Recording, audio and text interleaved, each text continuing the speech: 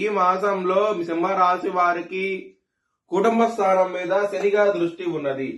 కుటుంబ పరంగా చాలా ఇబ్బందులు ఉంటాయి.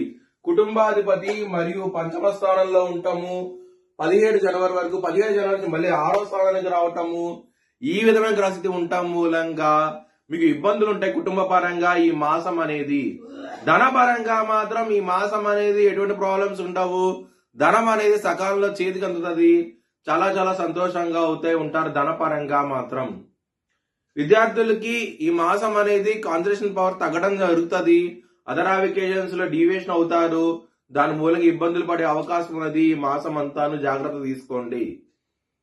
లవర్స్ కి మాత్రం చాలా బాగుండబోతోంది. ఈ మాసం అనేది మీ లవర్ కి ప్రపోజ్ చేయండి, యాక్సెప్ట్ చేసే అవకాశాలు ఎక్కువగా ఉన్నాయి.